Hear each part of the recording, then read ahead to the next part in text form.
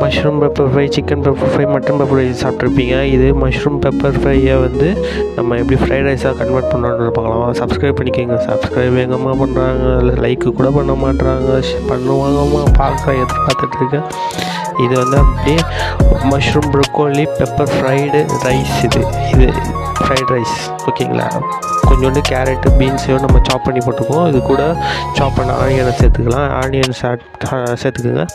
ப்ரொக்கோலியும் மஷ்ரூமையும் நான் வந்து தனியாக பாயில் பண்ணி எடுத்து வச்சுக்கேன். நம்ம சேனலில் புதுசாக பார்க்குறவங்க சப்ஸ்கிரைப் பண்ணி வச்சுங்க. வீடியோவை லைக் பண்ணிவிட்டு வீடியோவை ஸ்கிப் பண்ணாமல் முழுசாக பாருங்கள். இது எப்படி பண்ணுறது ரொம்பவே டேஸ்டியான ஒரு ஹெல்த்தியான லன்ச் ரெசிபி. லன்ச் பாக்ஸுக்கு ரொம்பவே ஹெல்ப்ஃபுல்லாக இருக்கும். ஈஸியாக செஞ்சு முடிச்சிடலாம். 5 மினிட்ஸ் தான் ஆகும். இப்போ எல்லா வெஜிடபிள்ஸும் சேர்த்து நம்ம டாஸ் பண்ணிக்கலாம். இதை வந்து நீங்கள் சிக்கனில் கூட பண்ணலாம். இது மஷ்ரூம் பெப்பர் ஃப்ரை எப்படி பண்ணுறோமோ சேம் தான் இது கூட ஒரு டீஸ்பூன் வந்து ஜிஞ்சர் கார்லிக் பேஸ்ட் ஆட் பண்ணிக்கோங்க. ஜிஞ்சர் கார்லிக் பேஸ்ட் ஆட் பண்ணிவிட்டு நல்லா மிக்ஸ் பண்ணிக்கோங்க. பச்சை வாசனை போகிற அளவுக்கு நல்லா மிக்ஸ் பண்ணி இதில் நீங்கள் கறி லீஃபையும் வரமிளகாவும் கூட நீங்கள் ஆட் பண்ணலாம். நான் அதை ஆட் பண்ணலை, ரொம்ப ஸ்பைஸியாக தேவையில்லை. நான் இது வரைக்கும் இது அதெல்லாம் அவாய்ட் பண்ணிவிட்டு நான் போட்டிருக்கேன். நம்ம சேனலை புதுசாக பார்க்குறவங்க சப்ஸ்கிரைப் பண்ணி வச்சுக்கோங்க. ஒரு பெரிய சைஸ் தக்காளியை வந்து பேஸ்ட் பண்ணி நான் இப்போ இதில் ஆட் பண்ணி மிக்ஸ் பண்ணுறேன். நல்லா மிக்ஸ் பண்ணுங்கப்பா. தக்காளியோட பச்சை வாசனையும் போகட்டும். ரொம்ப தக்காளி இருக்கணும்னு அவசியம் கிடையாது.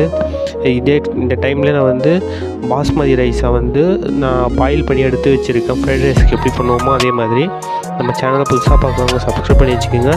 இப்போ வீடியோவை லைக் பண்ணுங்கள், கமெண்ட் பண்ணுங்கள். வீடியோ கீழே உங்கள் ஒப்பீனியன் என்ன எப்படி இருக்குன்றது.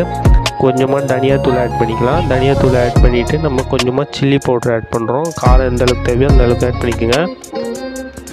அப்புறம் கரம் மசாலாவும் கொஞ்சம் ஆட் பண்ணிக்கலாம்.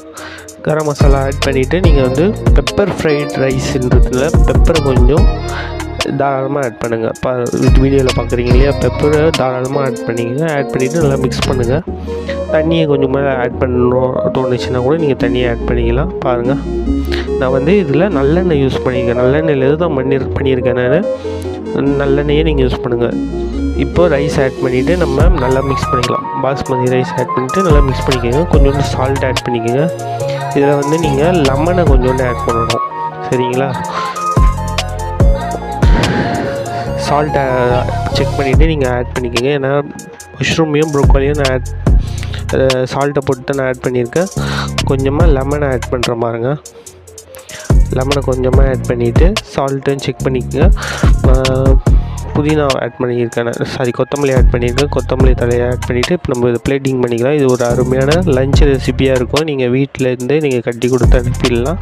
நம்ம சேனல் புதுசாக பார்க்குறவங்க சப்ஸ்கிரைப் பண்ணி வச்சுக்கோங்க. வீடியோவை லைக் பண்ணி